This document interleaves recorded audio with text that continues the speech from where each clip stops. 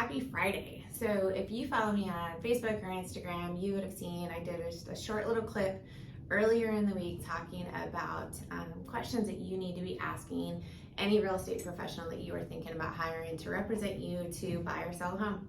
And so I just want to get into a little bit more in depth on some of those questions. And if you guys want the full list of questions, go ahead and reach out to us and we will send you guys that list. So I think a lot of times when people meet an agent or they're referred an agent from friends or family, they just don't know what to ask. I mean, we buy or sell a home statistically every 5 to 7, maybe 10 years. And so once you're done with that process, you just kind of purge the information and you don't really know what to ask. So I want to help you out and tell you what questions you should be asking to protect your family. One of the first questions you want to ask is you want to find out if this agent does this part-time or full-time. Believe it or not, there's a lot of agents in the industry right now, and a lot of them just do this part-time. It's not their full-time profession. Definitely want to make sure that you hire somebody that does this full-time and that this is their career. Okay, the second thing you want to ask is how many homes has this agent sold? Whether that's on the buy side or the sell side. Okay, make sure that you're dealing with somebody that not only does this professionally for a living, but that they also that they've sold a substantial amount of homes. Okay, if you're looking at hiring somebody to list your home, what you want to do, you want to find out that they specialize in your area. Okay, so if you're looking at selling your home in the Indialand or the Fort Mill area, you don't want to hire an agent that specializes in Concord or in Gastonia or in Greenville. Find out what area this agent services, find out what MLS they're in, and make sure that they service your area, they've sold in your neighborhood. That's important because not only do they need to know how to market your area, but find out that they have a strong network of agents and that they know how to service and market to the clientele of your area. Okay, and to get down a little bit more specific on that, find out what kind of price point that they've sold in. So if you're in the luxury price point, you want to make sure that this agent knows how to market your price point, regardless of what that price point is. Make sure that, and ask them for proof of production. They should be able to prove to you that they've sold in your neighborhood or in your area or in your price point. And you also want to ask them to show you their marketing plan. They should be able to lay out for you how they market and how they sell homes. And any agent that pushes back and can't provide that for you, that should be a red flag.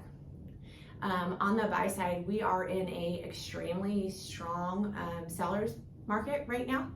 And ask the buyer's agent, you know, how are you going to help me compete against 15 or 20 other offers without throwing every single penny that I have? There are definitely ways to negotiate, and you know, what are your negotiating strategies?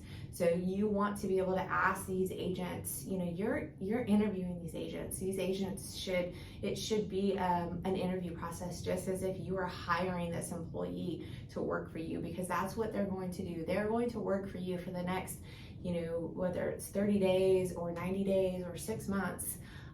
This is an interview process, and they should be able to answer these questions and make you feel comfortable and make you feel confident that they are going to represent you.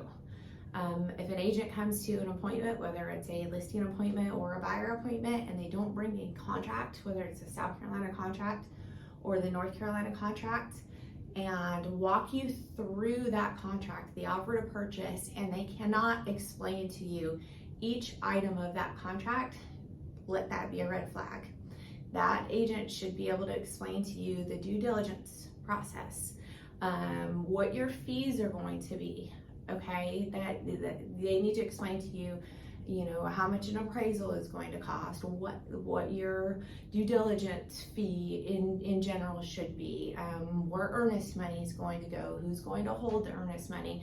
They need to explain that entire process to you up front so that you know what that process is going to look like. I see agents a lot of times that post on pages, Facebook pages, boom, 10-minute listing appointment, check.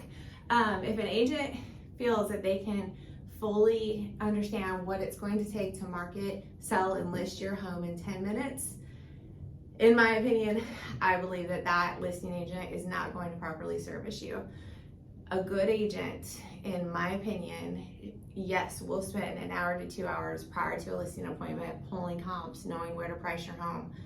But until they meet you and sit down and spend time understanding your real estate needs and doing a full walkthrough of your home, they don't truly understand what it's going to take to market and sell your home and walk you through the process and know what it's going to take to meet your real estate needs. And I do not believe that can be accomplished in 10 minutes. So these are all things that I think you need to consider when you are meeting and interviewing a real estate professional. You're going to run any, $100,000 to $1 million and possibly higher through your real estate professional's hands. I believe that you should interview every real estate professional and more than one when you are meeting them.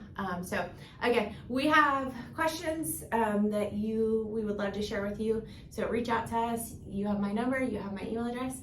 We'd be happy to walk through these questions with you.